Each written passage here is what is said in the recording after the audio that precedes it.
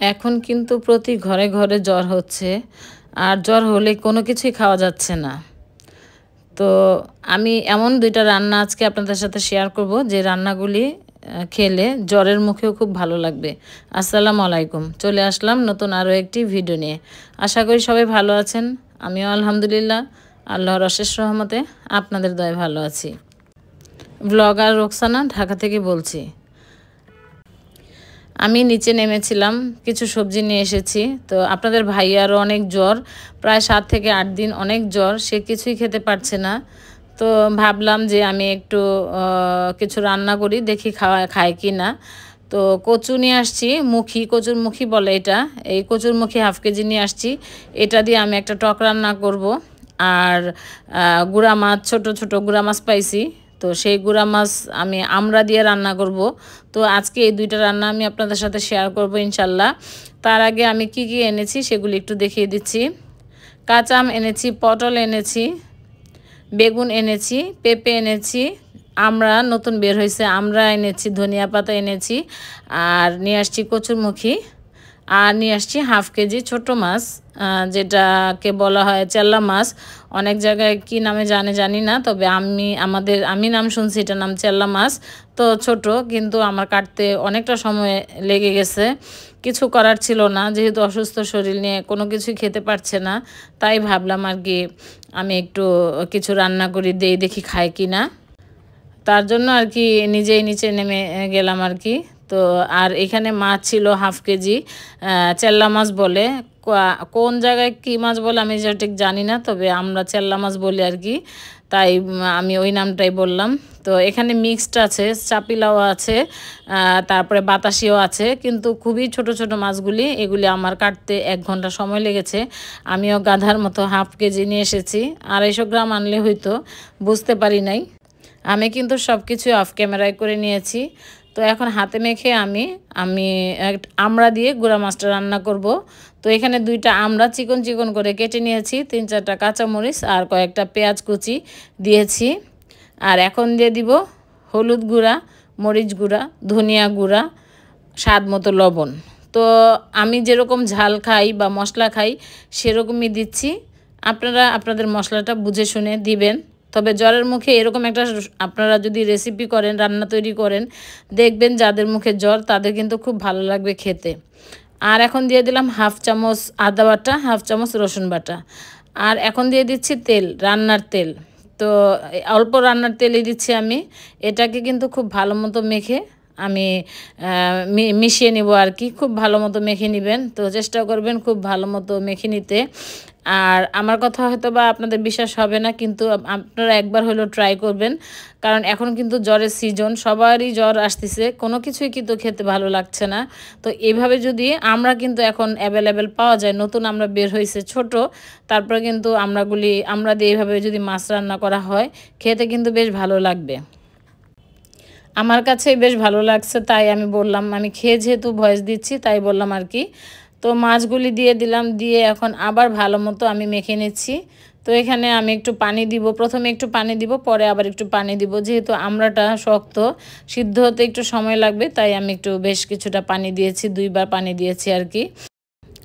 তো আমি কিন্তু খুব ভালো মতো এই মাছের সাথে মশলাটা মিশিয়ে নিয়েছি। তো এখন একটু পানি দিয়ে দিব আর কি, পানি দিয়ে ঢাকনা দিয়ে ঢেকে রান্না করব।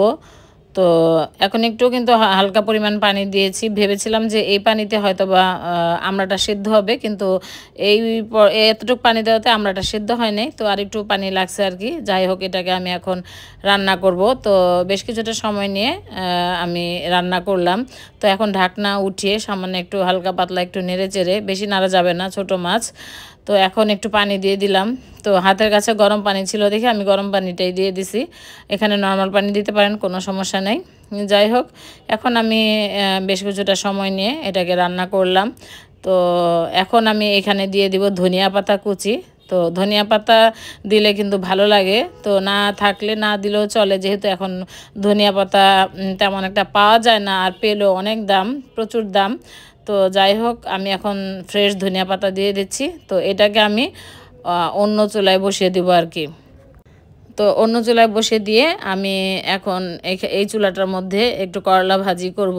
তো আমার করলা ভাজির রেসিপি দেওয়া আছে প্রায় ভিডিওতে, আমি করলা ভাজি যেভাবে করি সেভাবেই দেওয়া। তো তারপরে একটু হালকা পাতলা দেখিয়ে দিলাম। আর আমি যে কচুর ঘাটিটা নিয়ে এসেছি সেটা দিয়ে আমি আজকে টক রান্না করব। তো সেই টকের রেসিপিও আপনাদের সাথে শেয়ার করব। তো দেখতে থাকুন আমার আজকের রান্না বান্না ব্লগ ভিডিও। একটা কড়াইয়ে বসাই দিছি, এখন তেল দিয়ে দিচ্ছি। তো এখানে আমি করলা ভাজি বসাবো আর কি। তো আমি কিন্তু এখন এতটাই ব্যস্ত যে আমি আর অন্যান্য কাজ তেমন একটা আপনাদের সাথে শেয়ার করতে পারছি না। যতটুকু পারছি শেয়ার করছি, কিন্তু আসলে আমার বড় ছেলেটা চলে যাচ্ছে তাই খুবই ব্যস্ত। কিন্তু রান্না তো করতে হয়, তো রান্না যখন করি তখন কিন্তু মোবাইলটা দেখা গেল যে আমি একটা স্ট্যান্ডে বা আমি একটু ধরে ভিডিও করছি। আর যেহেতু ডেইলি ভ্লগ আমার, তাই কিন্তু খুব কষ্ট করে ভিডিওগুলি তৈরি করছি, তারপরেও কিন্তু আমার ভিউয়ার্সরা বোঝে না। যাই হোক, করলা ভাজির মধ্যে আমি প্রায় 10টা চিংড়ি মাছ দিয়ে দিছি। তো সাইজে একটু বড় দেখে আমি একটু কমই দিয়েছি। তো এখন দিয়ে দিলাম একটু হলুদ গুঁড়া, সামান্য মরিচ গুঁড়া, সামান্য ধনিয়া গুঁড়া আর স্বাদ মতো লবণ। তো করলা ভাজি আসলে যারা সবসময় খেয়ে থাকেন, করলা কিন্তু শরীরের জন্য অনেক উপকার। তো করলা অনেকের হাতে কিন্তু করলাটা তিতা হয়, আর আমি যদি করলা ভাজি করি আমার হাতে কিন্তু করলা ভাজিটা তিতা হয় না। তো আপনারা কি করবেন, করলা ভাজিটা যখন বসাবেন তার কিছুক্ষণ আগে করলাটা কেটে আপনারা লবণ দিয়ে একটু মেখে রাখবেন, তাহলে কিন্তু করলা ভাজিটা তিতা হবে না। আরেকটা টিপস আপনাদের দিতে পারি, সেটা হলো করলা যখন কিনবেন, যেই কিনেন না করলা, যে হাজব্যান্ডরা গিয়ে কিন্তু বাজার করে বেশিরভাগ, তো হাজব্যান্ডদেরকে বলে দিবেন করলাটা যেন দেখে আনে, কারণ সাদা করলাটা কিন্তু তিতা হয় না। আর একটা সবুজ করলা আছে, দেখতে সুন্দর লাগে সবুজ করলাটা, কিন্তু সবুজ করলাটা কিন্তু তিতা হয়। তো এটা হলো একটা টিপস দিলাম আর কি। তো আমার এই করলাটা কিন্তু সবুজ ছিল, তেমন একটা সাদা ছিল না।